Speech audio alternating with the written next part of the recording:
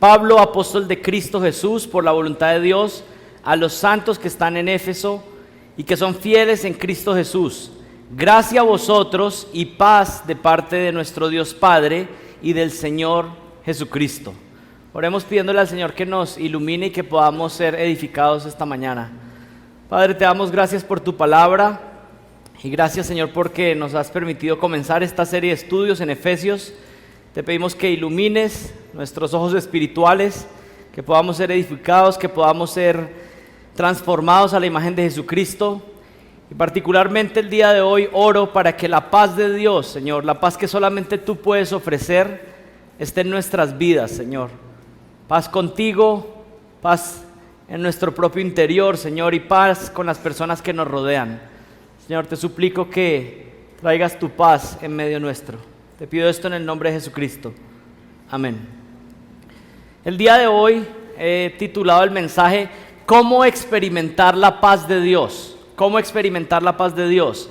Y a manera de introducción quisiera leerles algo de un libro que se llama Remedios Preciosos contra las artimañas de Satanás, de un puritano llamado Thomas Brooks.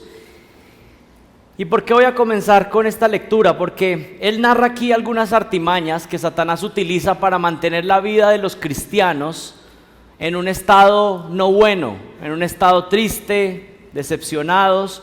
Y realmente una de las tentaciones que un cristiano puede tener es la falta de gozo o la falta de paz.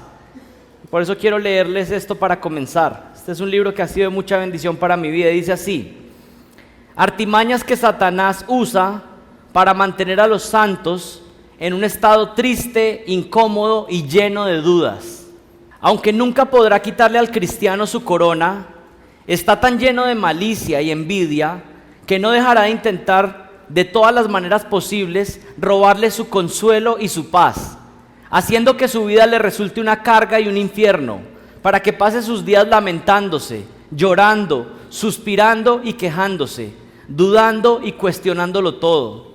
Nos convence que no tenemos parte con Cristo, que nuestras virtudes no son reales, sino que son un engaño, que nuestra esperanza es una hipocresía, que nuestra confianza es presunción y que nuestros deleites son quimeras.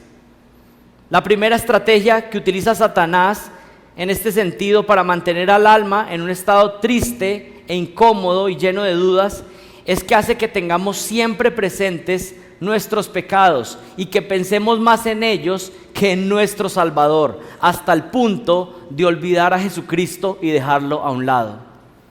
Y miren, esto es una tentación en la cual podemos caer, perder la paz que el Señor ya ha garantizado a través de Jesucristo.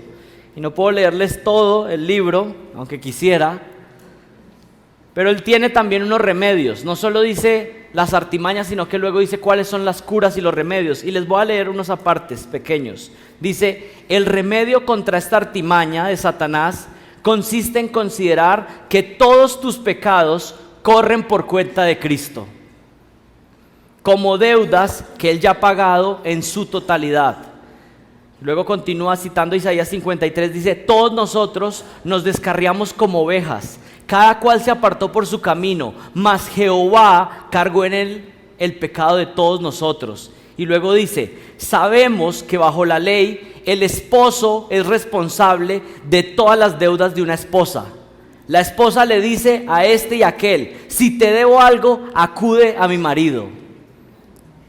Eso es verdad. Pero miren lo que dice con respecto a Cristo. También el cristiano puede decir a la ley y a la justicia divina: si te debo algo, acude a mi Cristo, que ha asumido mis deudas. No me sentiré desanimado por la carga de estas deudas, ya que Cristo ha pagado hasta el último céntimo. Porque es que podemos tener paz, porque Jesucristo pagó por nuestros pecados. Nosotros hemos pecado mucho, pero Jesucristo lo pagó todo en esa cruz. Luego continúa diciendo: el cristiano puede mirarle a Dios cara a cara bajo la carga de su pecado y hablarle dulcemente de esta manera diciendo: es verdad, Señor, que yo te debía mucho, pero tu Hijo ha sido mi rescate y mi redención. Su sangre fue el precio, Él fue mi fiador y se encargó de responder por mis pecados. Sé que estás satisfecho y que Cristo te ha satisfecho hasta el último céntimo. ¿Por qué es que podemos tener paz con Dios?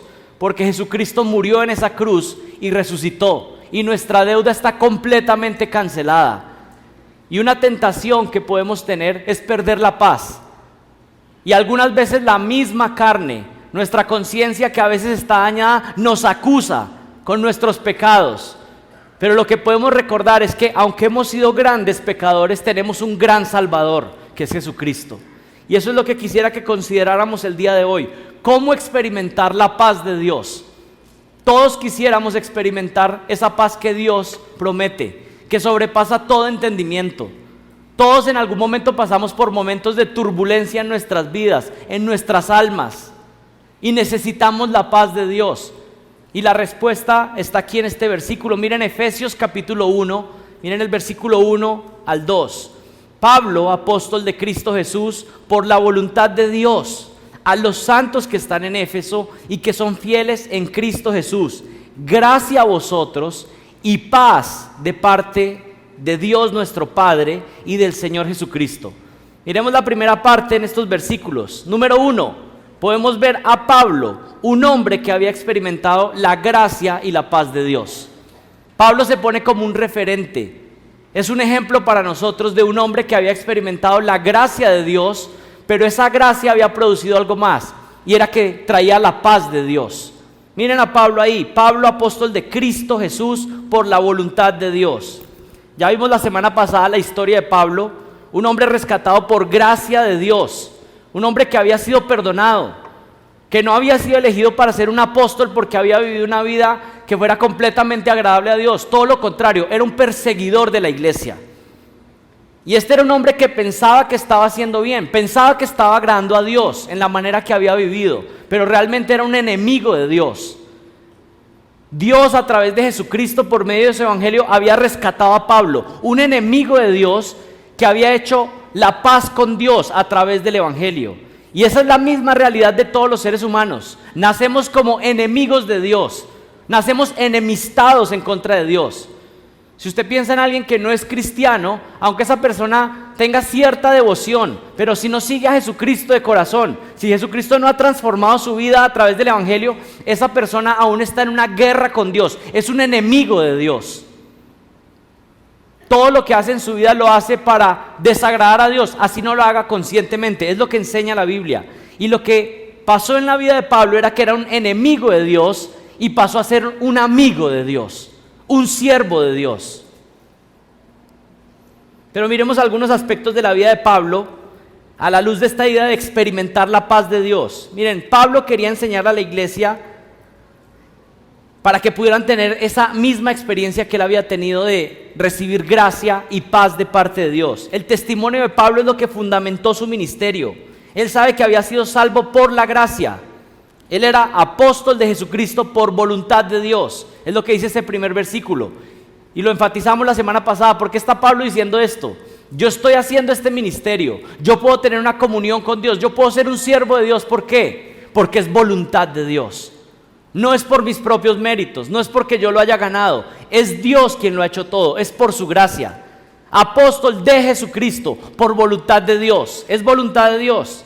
Es una gracia de Dios el ministerio que Pablo ejecutaba. Pablo había experimentado lo que todos los seres humanos han experimentado, que es nacer en enemistad, pero lo que solamente los cristianos experimentan, que es ser reconciliados con Dios, tener paz con Dios. Y esto era lo que Pablo quería para esas personas a las cuales ministraba. Miren el versículo 2. ¿Cuál es el deseo de Pablo? ¿Por qué comienza sus cartas constantemente así? Porque este era su deseo máximo para ellos. Gracia a vosotros y paz de parte de Dios, nuestro Padre, y del Señor Jesucristo. ¿Qué es lo que está diciendo Pablo aquí? Que la gracia de Dios, que produce paz, entonces abunde aún más en sus vidas. Eso era lo que Pablo había experimentado. Gracia de parte de Dios y la paz con Dios. Y eso era su deseo máximo para las personas en las iglesias a las cuales él servía. Que la gracia y la paz de Dios abunden en sus vidas. Que se multiplique más y más. Ese es mi deseo. A pesar de su gran pecado y de las debilidades de Pablo, Pablo era sostenido siempre por la gracia de Dios. Todo era por la gracia de Dios. Así que tenemos a Pablo como un referente, uno que había experimentado la gracia y la paz de Dios. Ahora veamos un segundo punto. Segundo punto, los santos experimentan la gracia y la paz de Dios también. Todo cristiano experimenta la gracia y la paz de Dios. Miren el versículo 1. Pablo, apóstol de Cristo Jesús por la voluntad de Dios, ¿a quiénes? A los santos que están en Éfeso y que son fieles en Cristo Jesús. Pablo está dirigiendo esta carta principalmente a los cristianos que estaban ubicados en la ciudad de Éfeso, pero algunos estudiosos han concluido que esta carta a los efesios también fue pensada como una circular. ¿Cuál es la conclusión a la que yo he llegado estudiando este pasaje? Y es que Pablo escribe esta carta originalmente a los efesios, pero esa carta estaba pensada para que luego se copiara y se transmitiera a las otras iglesias alrededor de Asia Menor. Una especie de circular, primero transmitida a los efesios, pero también transmitida a todas las iglesias. ¿Y por qué uno podría pensar eso? Porque Efesios no tiene notas tan personales como otras cartas, donde se saludan personas específicas, donde Pablo lo que está haciendo es una declaración general para los cristianos. Primero dirigía a los efesios, pero esta misma carta tenía que ser leída en otras iglesias alrededor. Pero estos santos que aparecen ahí están representando a todos los creyentes. Todos pasamos o hacemos parte de las mismas características que los efesios. ¿Y cuáles son estas tres características que aparecen ahí? Miren, el versículo 1. Los cristianos en Éfeso y los cristianos en Cali son santos que están ubicados en una iglesia local en algún lugar determinado. Son fieles, que significa que tienen fe en Jesucristo. Y en tercer lugar, que están unidos a Cristo. Están unidos en Cristo. Pablo había visitado la iglesia de Éfeso y la había establecido hacia el año 53 y había estado 3 años con ellos, y luego hacia el año 60, en un encarcelamiento, les escribió una carta de vuelta, dándoles instrucciones, pastoreándoles. Y eso es lo que encontramos aquí en Efesios. ¿Quiénes son estos destinatarios? Bueno, miren, son los santos que están en Éfeso. Y yo sé que ustedes tal vez leyendo esta frase pueden decir, bueno, yo solamente noto 2 características. Los santos que están en Éfeso y los que son fieles en Jesucristo. Pero realmente cuando uno estudia este texto en el original, parece que hubieran 3 características independientes. ¿Y cómo se podría entonces entender mejor esta frase? Los santos que están en Éfeso, que son fieles y que además están en Cristo Jesús. 3 características. Veamos estas 3 características que identifican a los santos. Número 1. Son santos. Y yo sé que ustedes tienen el conocimiento de comúnmente cómo se han presentado los santos, especialmente en nuestro país. Y de manera particular esta semana de Semana Santa. ¿Quiénes son los santos? Bueno, desde la perspectiva católica, los santos son algunas personas que han pertenecido a la iglesia, pero que han podido hacer tal vez algún milagro o alguna obra particular, o tal vez personas que tienen como un brillo especial, son como unos superhéroes de la iglesia. Ellos los canonizan, prueban que hicieron algún milagro y esos son los santos. Pero desde la perspectiva bíblica, esos no son los santos. ¿Quiénes son los santos desde la perspectiva bíblica? Y cuando digo de la perspectiva bíblica es desde la perspectiva de Dios. ¿Quiénes son los santos para Dios? Los santos para Dios son todos los cristianos verdaderos. Un cristiano verdadero, desde la perspectiva de Dios, es un santo. ¿Y qué significa la palabra santo?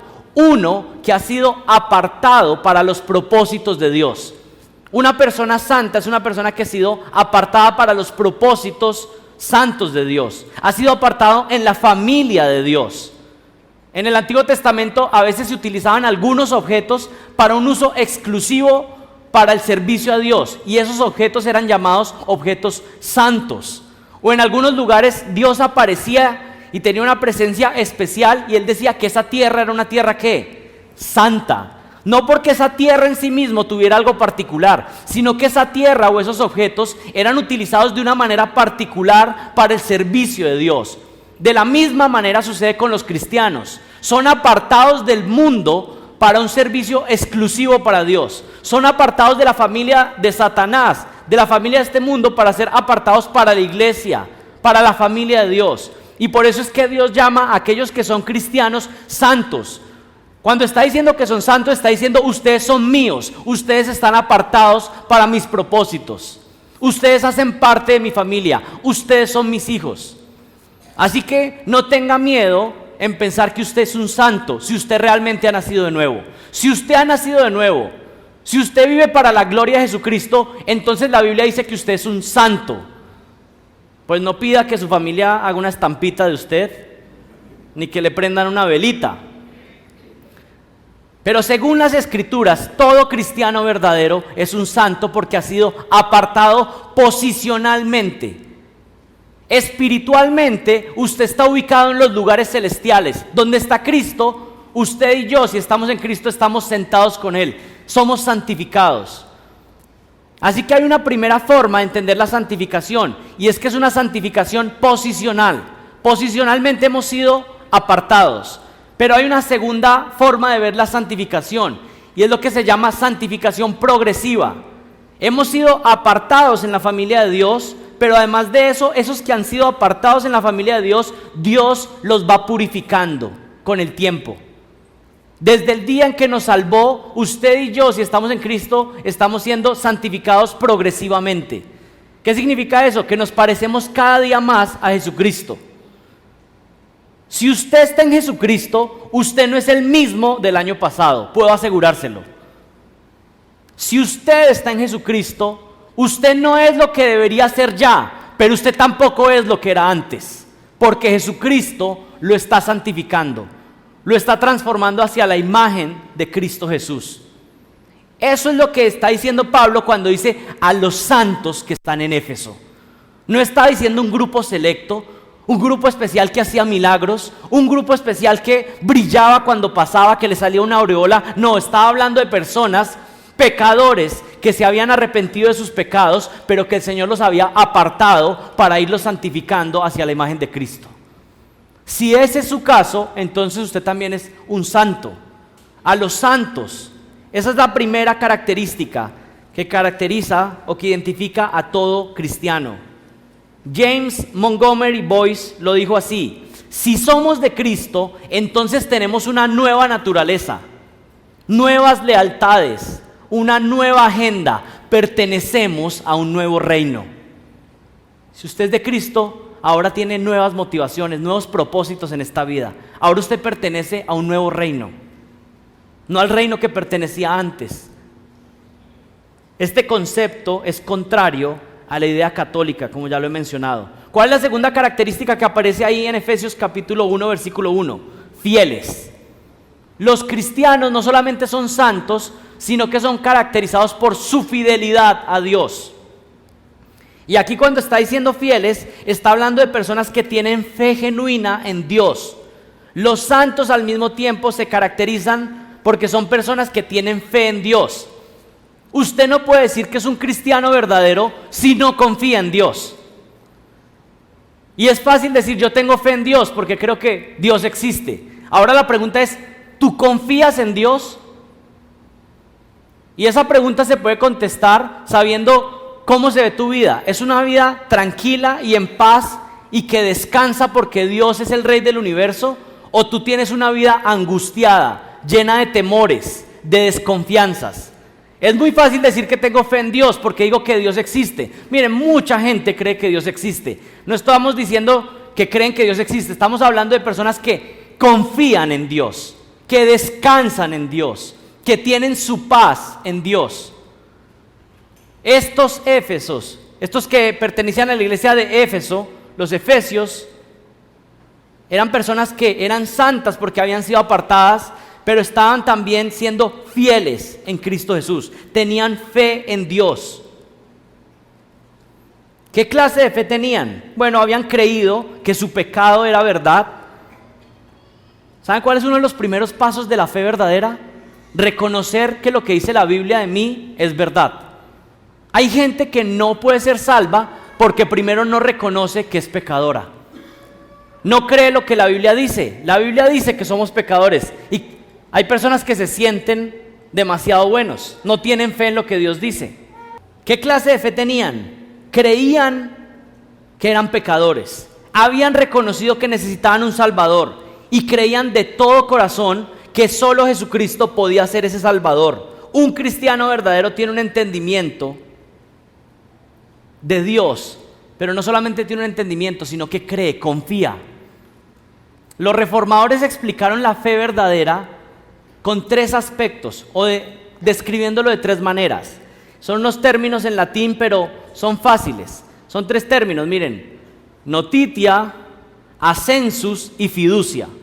Suena complicado, pero no es complicado, es fácil. Notitia, ¿sí? ¿Qué es esto? Es tener la información correcta. Tengo la información correcta acerca de Jesucristo, los hechos acerca del Evangelio. Eso es necesario para la fe verdadera. Notitia, ¿sí? Tener la información correcta, el asunto correcto acerca de Cristo. Luego está ascensus. ¿Qué quiere decir esto? No solamente tengo la información correcta, sino que creo que es la verdad. Creo que esa información correcta es la verdad. Pero hay un tercer aspecto de la fe, que es lo que se llama fiducia, que significa que confío en esas verdades. Son tres elementos de la fe. Primero, saber cuál es la información verdadera de Jesús. Si usted tiene una predicación de un Jesús falso, bueno, está confiando en alguien equivocado. Pero primero es tener la información correcta de Cristo. Luego es tener, ¿qué? La convicción de que eso es verdad. Pero alguien podría decir: yo creo que Jesucristo murió en la cruz, pero no es suficiente. Se necesita el tercer elemento, que es fiducia, que es confiar. No solamente tengo la información correcta, no solamente pienso que es verdad, sino que descanso, mi alma descansa porque Jesucristo es mi Salvador. Los tres elementos de una fe verdadera son necesarios. Necesito información correcta, necesito creer que es la verdad, pero luego necesito descansar y confiar. Así fue como los reformadores explicaron la fe verdadera. Conocer el mensaje, creer que el mensaje es verdadero y confiar en ese mensaje para salvación. Pregunta para ustedes: ¿hay alguno de los elementos en la fe verdadera que está fallando? Tal vez usted ha creído en un Jesucristo que no es el de la Biblia y ha confiado, ha puesto fiducia en un Jesucristo que no existe. No sirve. Necesitamos los tres elementos: conocer los datos verdaderos de Jesús y el Evangelio, creer que esa información bíblica es verdad y finalmente descansar, tener paz en que Jesucristo es nuestro Salvador. Ese concepto no es novedoso del Nuevo Testamento. Les leo lo que dice Isaías 26:3. Tú guardarás en completa paz aquel cuyo pensamiento en ti persevera, porque en ti ha confiado.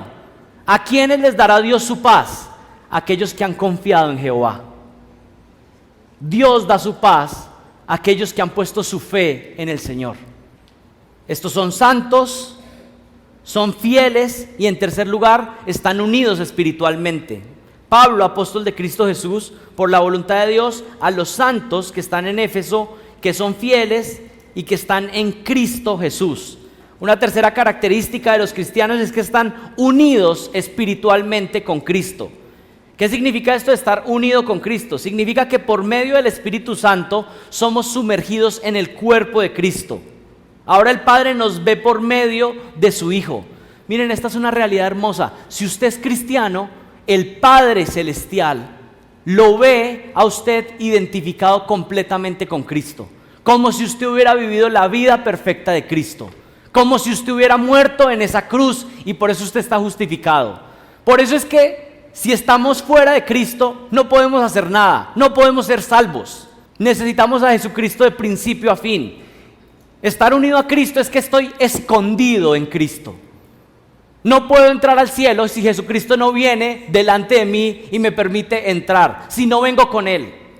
No puedo estar en la eternidad, en la presencia de Dios, si Él no es mi mediador eterno. Estamos unidos espiritualmente con Cristo.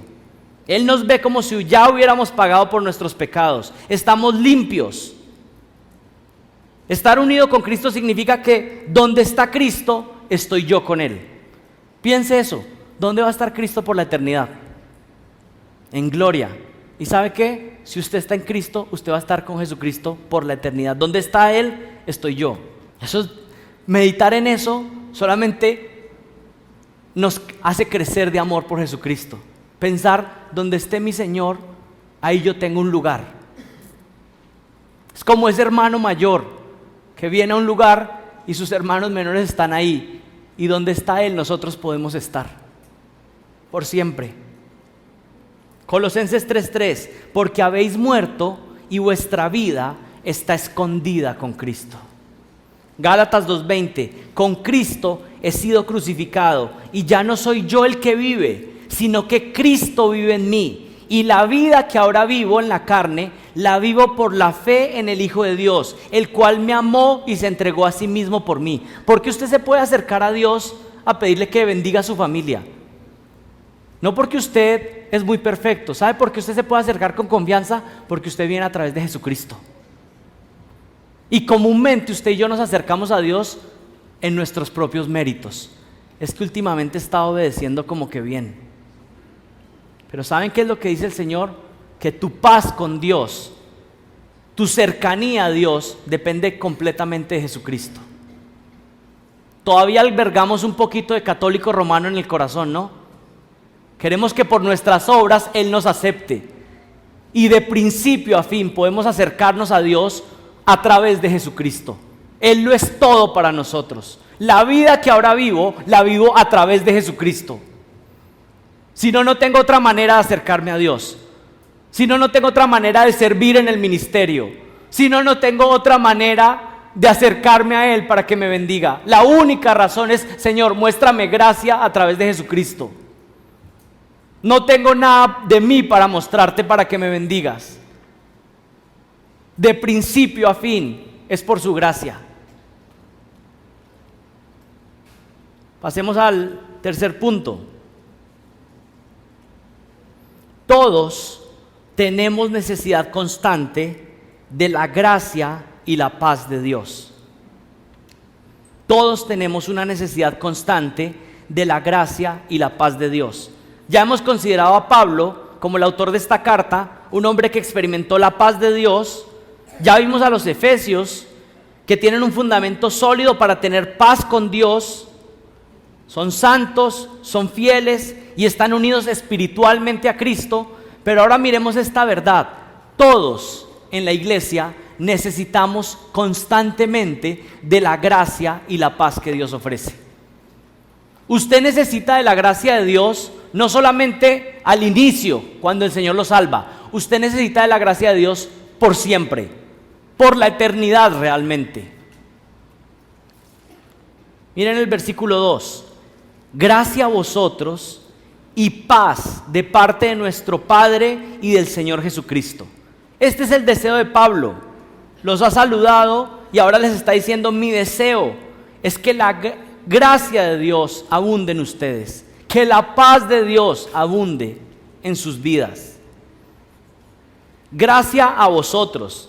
Eso no solamente es un programa de radio, es el saludo introductorio que Pablo usa en casi todas sus cartas. Y algunas personas piensan, bueno, tal vez esa era la manera como saludaban en esa época, como en Colombia. Miren, fuera de Colombia la gente no entiende porque nosotros preguntamos ¿qué más? Allá los amigos mexicanos, salvadoreños, ¿qué más? Como, ¿qué más qué? Si no me ha dicho nada y como que ¿qué más qué? Bueno, esto no es un saludo cliché de los apóstoles. Este no es el ¿qué más? De los apóstoles. Esto tiene implicaciones serias. Miren, Pedro utiliza una expresión muy similar en Primera de Pedro y en Segunda de Pedro. Dice que la gracia y la paz os sean multiplicadas.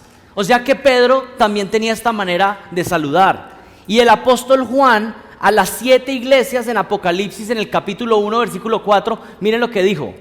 Juan a las 7 iglesias que están en Asia: gracia a vosotros y paz, de aquel que es y que era y que ha de venir, y de los 7 espíritus que están delante del trono. Entonces, cuando empezamos a ver que Pedro también utilizaba este saludo, que el apóstol Juan utilizaba el mismo saludo, nos empezamos a dar cuenta que esto no es simplemente algo casual, un saludo repetitivo, un cliché, una forma de saludar. No, esto es algo que tiene implicaciones serias.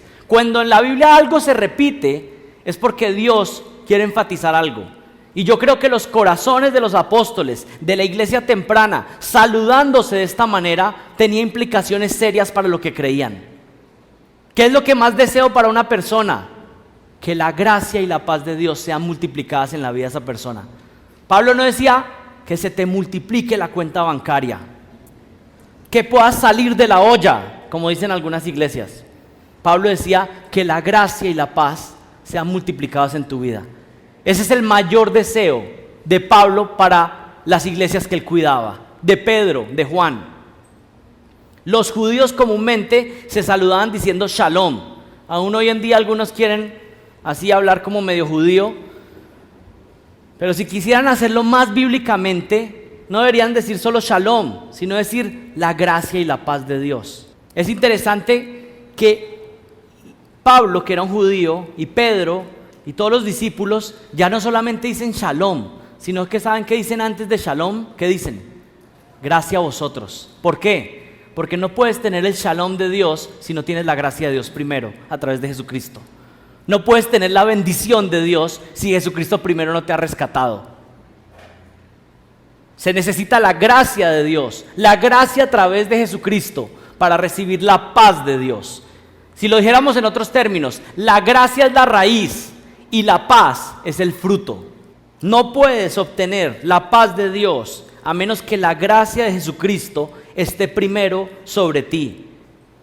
Gracia a vosotros y paz de parte de nuestro Padre, de Dios nuestro Padre y del Señor Jesucristo. ¿Qué es lo que está diciendo Pablo aquí? Este es su deseo para los creyentes, que la gracia de Dios abunde en sus vidas y que de esta manera la paz de Dios, es decir, su bendición, pueda manifestarse de manera abundante. Pero noten primero algo. ¿Cuál es la fuente de esa gracia y de esa paz? Miren el versículo 2. Aquí ustedes que son exégetas de la palabra. ¿Cuál es la fuente de esa gracia y de esa paz? Miren, la fuente de esa paz, la fuente de esa bendición gratuita es Dios Padre y también ¿quién? El Señor Jesucristo. Y nada más de ese versículo 2 podríamos concluir que Pablo está poniendo en paralelo a Dios Padre y a Jesucristo como fuentes de toda bendición. Yo creo que ese sería un versículo, no el primer versículo, pero un versículo que podría ser un refuerzo para probar la deidad de Cristo. ¿Por qué? Porque el único que es la fuente de toda bendición, el único que puede bendecir al hombre realmente es Dios. Y Pablo está diciendo que la fuente de su bendición es el Padre y el Señor Jesucristo.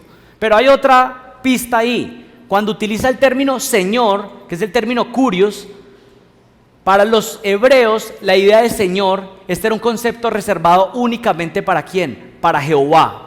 Jehová es el Señor. Y aquí está diciendo Jesucristo es el Señor. Está equiparando a Dios Padre y a Dios Hijo, la fuente de toda bendición. Pero bueno, esa es una nota paréntesis. ¿En qué consiste este deseo de Pablo por los creyentes? Miren el versículo 2. Gracia a vosotros y paz de parte de Dios nuestro Padre y del Señor Jesucristo. Analicemos el tiempo que nos queda estas dos expresiones. Gracia a vosotros y paz de parte de Dios.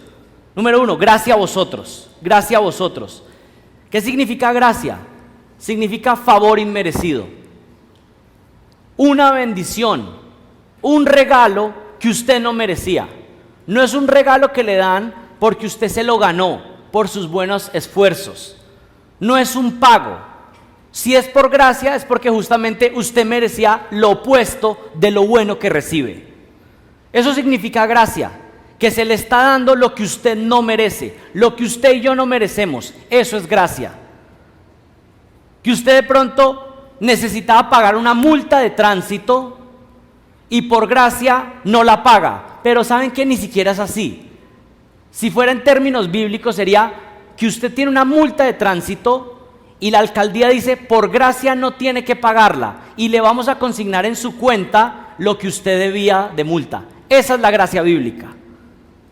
Comúnmente cuando se dice periodo de gracia en nuestros contextos de la ciudad, que hay un periodo de gracia para las multas, usted no paga y ya. Pero así no funciona el Evangelio. El Evangelio usted no paga, pero además es premiado. ¿Saben cuál es la gracia de Dios? Que usted y yo merecíamos ir al infierno. Y no vamos a ir al infierno, sino que vamos a ser coherederos con Cristo por la eternidad. Que el juez no solamente dijo quedas absuelto, sino que el juez se baja de su estrado y te dice te voy a adoptar como mi hijo. Esa es la gracia de Dios. La deuda queda cancelada, pero no solamente eso, te voy a premiar y te voy a hacer un coheredero con mi hijo eterno. Esa es la gracia de Dios. Esto es lo que está hablando Pablo aquí. La gracia significa que todo, absolutamente todo lo que recibimos de parte de Dios es inmerecido. Y esto cambia la manera en que vivimos nuestras vidas. La gracia significa que todo lo que recibo de parte de Dios es una gracia, algo que yo no merecía. Esa gracia se puede ver de dos formas: gracia salvífica o gracia con todos los regalos que Dios nos da en el día a día. Miremos la gracia salvífica. Miren Efesios capítulo 2 y miren el versículo 5.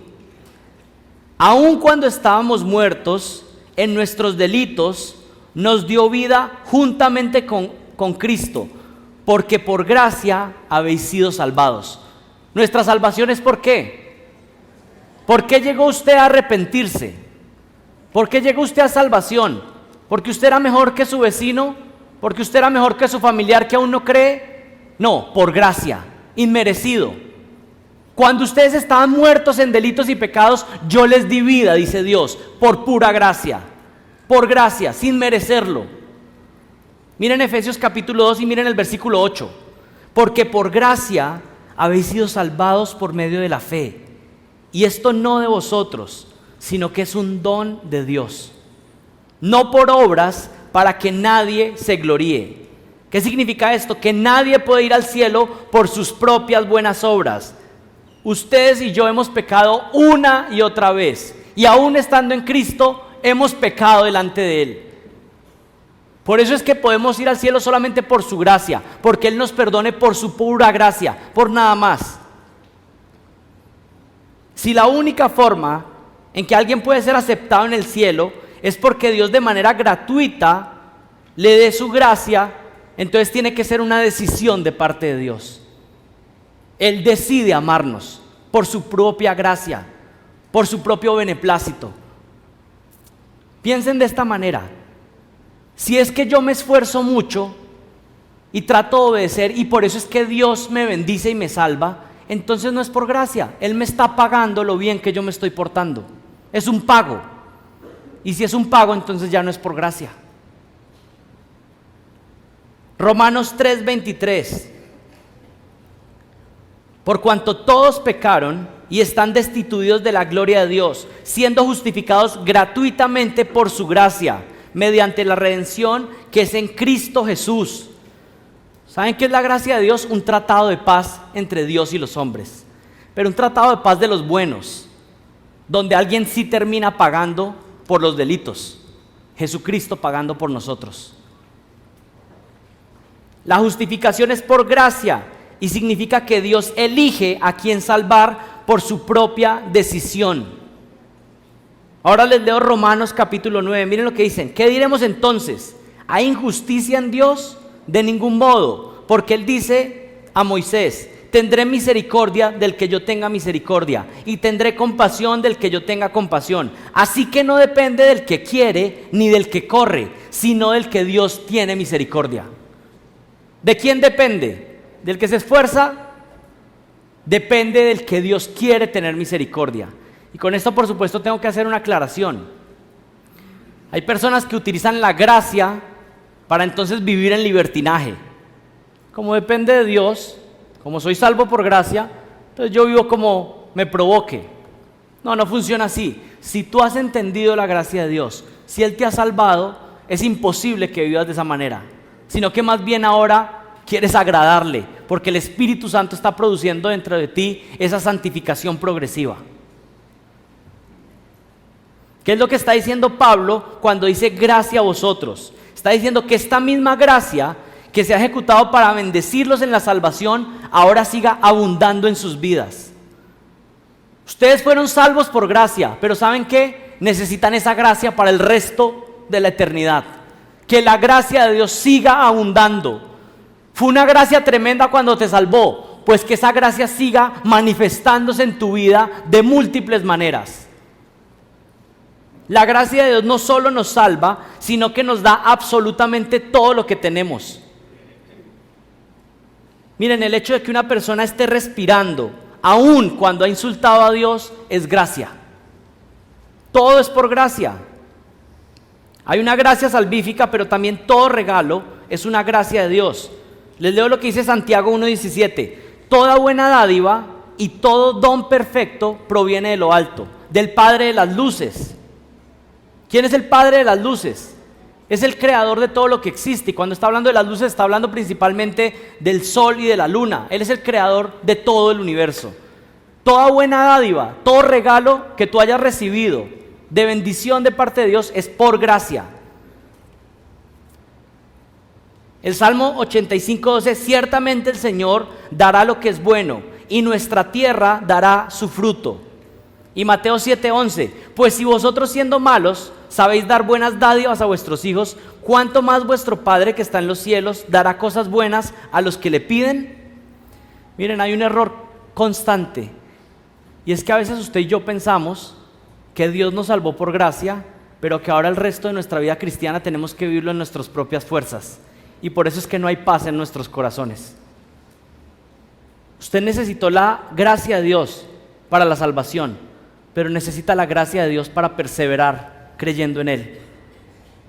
Y para hacer cualquier cosa en su vida, necesita la gracia de Dios. Tú eres salvo por la gracia de Dios, pero toda bendición que recibas de Dios también es por gracia. Algunos ejemplos: estás vivo y tus pulmones en este momento se están llenando de oxígeno, con el oxígeno que pertenece a Dios por la gracia de Dios. Hay algunos respiraron más profundo. Tienes una cama donde dormiste cómodo anoche, es por gracia. No lo mereces por la vida que has vivido delante de Dios. Tienes una esposa que te acompaña en esta vida, no la mereces, es una gracia de Dios. Tienes un esposo que no es un ángel, pero te cuida y te ama, ¿sabes qué? No lo mereces, es una gracia de parte de Dios.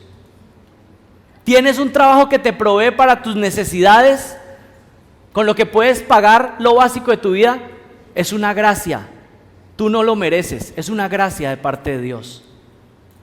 Y ustedes pueden empezar a mirar hacia atrás todas las bendiciones que Dios ha dado, todas las bondades que Él ha mostrado.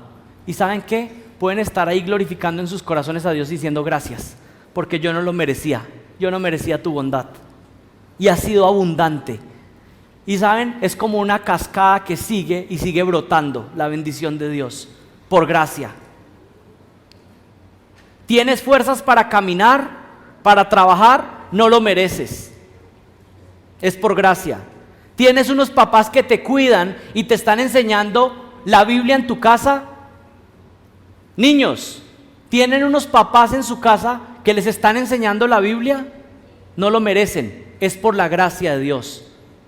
Así que no lo den por sentado, es la gracia de Dios. Muchos de los que estamos aquí sentados, la mayoría, no tuvimos esa oportunidad de tener una instrucción, de estar haciendo un devocional con la familia diariamente, leyendo las escrituras. Niño, estás teniendo esa oportunidad, es una gracia de Dios. No la desaproveches, porque Dios les va a demandar un día. Al que mucho se le ha dado, ¿saben qué? Mucho se le demandará. Y niños que son criados en familias cristianas bíblicas son niños que están recibiendo mucho, y mucho se les demandará. Tienes una iglesia donde estás rodeado de personas para vivir esta vida, donde eres animado, donde eres exhortado, donde recibes la palabra de Dios. Es por gracia, es por gracia. Miren, voy a ponerlo en términos claros. Ustedes y yo lo único que merecemos por lo que hemos hecho es el infierno de fuego. Si usted en este momento no está experimentando el infierno, y ninguno está porque están todos vivos, espero, entonces todo lo que usted está experimentando es gracia. Porque por la vida que usted y yo hemos vivido, lo que merecemos es el castigo eterno. Que inmediatamente cuando blasfemamos, que pecamos delante de Dios, Él inmediatamente nos destruyera. Lo que hizo el Señor en el jardín del Edén fue mostrar gracia al no acabar con ellos inmediatamente. Nosotros pecamos y el Señor nos deja respirar para que podamos arrepentirnos y recibir de su gracia. Y hay algunos que están desgastando sus minutos y los días que les quedan, cuando el Señor le está diciendo: te estoy dejando vivir para que recibas mi gracia y puedas tener paz conmigo. Pero ¿saben qué? Si alguno sigue en rebeldía en contra de Dios, un día el tiempo se va a acabar y esa paciencia se va a acabar y el tiempo de gracia terminó. Cualquier cosa que recibas que no es el infierno, es por gracia de Dios. ¿Y saben qué? El Señor nos da tantas bendiciones, ¿no es así? No nos da una familia, unos hijos para disfrutar. El Señor es tan bueno. ¿Cómo se puede aplicar esto a nuestras vidas? Mantén un corazón agradecido y despójate de la falta de gozo. Descansa en el Señor, ten paz. Filipenses 4:6 dice: por nada estéis afanosos, antes bien en todo mediante oración y súplica con acción de gracias sean dadas a conocer vuestras peticiones delante de Dios, y la paz de Dios, que sobrepasa todo entendimiento, guardará vuestros corazones y vuestras mentes en Cristo Jesús. Más adelante en el versículo 9 dice: lo que también habéis aprendido y recibido y oído y visto en mí, esto practicad, y el Dios de paz estará con vosotros. Dios mismo es nuestra paz. La paz para el creyente, ¿saben qué? No es una ausencia de problemas. Algunas personas están pidiendo: yo quiero esa paz, y piensan que tener esa paz es que se acaben los problemas completamente. Pero esa no es la paz que da Dios. La paz se encuentra en descansar en la soberanía de Dios, que Él es el que está al control, que Él es el que está al mando. ¿Saben quién es nuestra paz? Dios mismo es nuestra paz. Jesucristo mismo es nuestra paz. Todos recuerdan la historia de los discípulos en la barca, cuando la tormenta estaba llegando y estaba fuerte, que se quebraba la barca. ¿Todos recuerdan eso? ¿Y recuerdan cómo estaba el Señor Jesucristo? Con una paz, una tranquilidad. El Señor Jesucristo estaba durmiendo en la barca y los discípulos estaban desesperados. ¿Y saben qué? Cuando Él se levanta, más bien no se levanta, cuando lo levantan, Él les dice: ¿por qué están así? ¿Por qué están atribulados? ¿Por qué están angustiados? Y Él calma la tormenta. ¿Saben? Algunos han pensado que la paz de Dios es que todos los problemas se resuelvan. Pero ¿saben cuál es la paz de Dios? No es estar en una barca donde no hay tormentas. Es que Jesucristo esté en la barca y poder descansar porque Él está al control. Ahora la pregunta es: ¿Jesucristo está en la barca de tu vida? ¿Estás descansando en Él? ¿Tienes la paz de Dios? ¿Confías en Él? Él mismo es nuestra paz. Necesitamos descansar y obtener la paz de Dios. Por eso Pablo está diciendo: gracia a vosotros y paz de parte de Dios Padre y del Señor Jesucristo. Pero miren, hay una pregunta clave. Si los cristianos ya tienen la gracia salvífica, si los cristianos ya han recibido la paz con Dios porque están reconciliados con Dios, ya no son enemigos de Dios, entonces ¿por qué Pablo dice gracia a vosotros y paz de Dios? Si ya la tienen. Si ya tienen la gracia de Dios, si ya tienen la paz con Dios, ¿por qué Pablo les dice gracia a vosotros? Porque el deseo de Pablo es gracia a vosotros y paz de parte de Dios. Yo creo que lo que está diciendo Pablo aquí es que esa gracia que se efectúa al inicio sea la misma gracia que experimentas para todo en tu vida. Que esa paz ahora esté manifiesta en tu vida y se multiplique aún más y más y abunde y sobreabunde. Hay una respuesta a esa pregunta que les hago de por qué Pablo desea gracia y paz para ellos si ellos ya la tienen.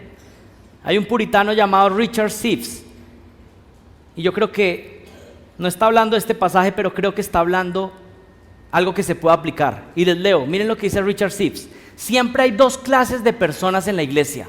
Hay dos clases de personas en la iglesia. Unos son los que Satanás mantiene bajo una falsa paz. Hay personas que están tranquilas y Satanás los mantiene con una falsa paz.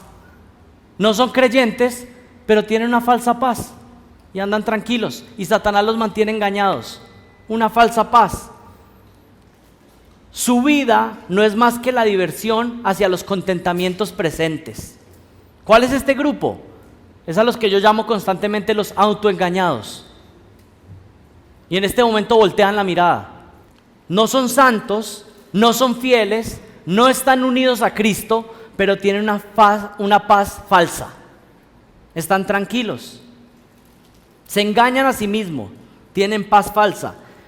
Luego continúa diciendo Richard Sibbes: pero hay otra clase de persona en la iglesia, que siendo sacados del reino de Satanás, Satanás se esfuerza por perturbar e inquietarlos. El Dios de este mundo, Satanás, se enoja al ver a estos hombres rescatados y piensa cómo puede obstaculizar su estado, perturbar su paz, enfriar sus espíritus, cortar los nervios de todos sus esfuerzos. Estos deben esforzarse, como lo hizo David, para trabajar y mantener su porción y la gloria de una profesión cristiana. Miren, hay unos que tienen una falsa paz, pero aquellos que son creyentes a veces también van a ser atribulados internamente.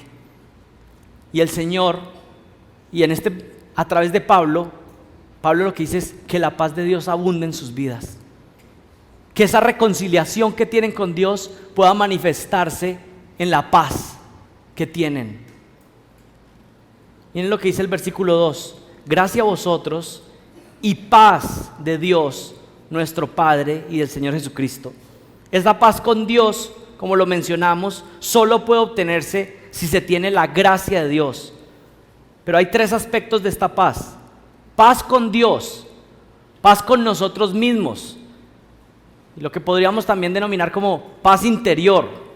Pero con esto no estoy hablando lo que escuchan ahí en el magazine por la mañana, o esas ideas que son bien necias y tontas de necesitas perdonarte a ti mismo. No estoy hablando nada de eso. Paz con Dios, paz con nosotros mismos y paz con los que nos rodean. Esa es la paz que da Dios. Una paz que no la da como la da el mundo. Una paz que solo la da Jesucristo. ¿Cómo es esta paz? Miren, paz con Dios, una reconciliación con Dios. Éramos enemigos y a través de Jesucristo ahora ya no estamos en guerra con Dios, sino que somos amigos, estamos en paz con Dios. Somos justificados. La paz que da Dios nos permite tener paz con Él, estar plenamente justificados, que nuestros pecados han sido perdonados. Estamos en paz con Dios. Ya no hay ninguna deuda que cancelar, ya no hay nada que ganar por nuestros propios méritos. Jesucristo lo hizo todo. Jesucristo fue el que vino con la bandera de paz, hizo un tratado de paz con nosotros. Y cuando estoy hablando de paz con nosotros mismos, estoy hablando de una paz que otorga Dios, que es primero judicial, pero que también tiene que ser en nuestra conciencia. Y esto es de lo que he querido enfatizar esta mañana. Miren, podemos tener paz interna. ¿Por qué? Porque nuestros pecados han sido cancelados. A veces vienen pensamientos: pero es que yo he pecado contra el Señor, pero es que yo he fallado, pero es que yo no he sido tan fiel. Pero recuerda, tus pecados pasados, presentes y futuro fueron clavados en esa cruz. Y puedes tener paz. ¿Sabes qué? Puedes dormir tranquilo si confías en estas promesas. Dios da su paz, y eso es de lo que Pablo está hablando, que la paz de Dios abunde en sus vidas. Ustedes ya están reconciliados con Dios, pero que ahora esa paz abunde más y más. Y paz con los demás. Ustedes saben que el pastor Michael ha hablado de esto una y otra vez. No puedes tener paz horizontal si no tienes paz vertical. Si eres una persona que anda teniendo problemas con todo el mundo alrededor, con los hijos, con los vecinos, con el uno con el otro, es porque seguramente no tienes paz con Dios. Para tener paz con los que están a nuestro alrededor, primero tenemos que tener paz con Dios. Por eso es que Dios nos da paz con Él, paz con nosotros mismos y paz con las personas que nos rodean. Si tu vida no está caracterizada por la paz con otras personas, entonces seguramente aún tampoco te has reconciliado con Dios. Para ir concluyendo, ¿quién es nuestra paz? Es Dios mismo. Tenerlo a Él en nuestra vida, estar confiados en Él. En Hebreos 13:20 se dice que Dios Padre es el Dios de paz. En Isaías 9:6 se dice que el Hijo es el príncipe de paz. Y en Gálatas 5:22 se dice que el Espíritu Santo nos da como uno de sus frutos, ¿qué? La paz. Y en Efesios 4:3 habla de que el Espíritu es el vínculo que produce paz. Pablo está recordándoles que deben meditar profundamente en la gracia y paz de Dios, pero al mismo tiempo les comunica que su deseo es que abunde mucho más la gracia y la paz en ellos. Conclusión: ¿cómo puedes experimentar la paz de Dios? La única forma es reconciliarte con Dios a través de su gracia. La gracia es la raíz y la paz es el fruto. Si tú aún no te has reconciliado con Dios, si tú aún no estás en paz con Él, hoy es el día en que puedes confesar tus pecados, arrepentirte genuinamente, suplicar al Señor: Señor, yo quiero tener paz contigo, yo quiero tener esa paz de la cual este hombre ha estado hablando por una hora. Yo quisiera vivir así, yo quisiera tener una paz, que esté tranquilo, que no haya angustia, que esté completamente en paz contigo y con los demás e interiormente con mi conciencia. Suplica a Dios, dile: muéstrame tu gracia, perdona mis pecados. La única forma es arrepentirse y creer en el Señor. Si usted está ahí sentado y aún no tiene esta reconciliación con Dios, suplique por gracia y por paz de parte de Dios. Pero muchos otros que están aquí, que ya se han arrepentido y han estado perdiendo la paz y la tranquilidad por las situaciones que están pasando en su vida. Están perdiendo el gozo, están angustiados, o tal vez sus pecados les están atormentando. Entonces, lo mismo que Pablo les dijo: gracia a vosotros y paz de Dios sea multiplicada en sus vidas. El Salmo 29:11 dice así, con esto termino: el Señor dará fuerza a su pueblo, el Señor bendecirá a su pueblo con paz. Esto es lo que deseamos, que el Señor nos ayude. Oremos. Padre Santo, damos gracias por tu bondad, y lo mismo que deseaba Pablo para la iglesia en Éfeso es lo que deseamos para nosotros: gracia y paz de parte de nuestro Padre y del Señor Jesucristo. Gracias por el perdón de nuestros pecados y gracias por la reconciliación, porque cuando éramos enemigos, tú nos perdonaste, nos limpiaste y ahora nos has hecho amigos tuyos, Señor. Te pedimos que nos bendigas y que podamos vivir a la luz de esta realidad. Te pido esto en el nombre de Jesucristo. Amén.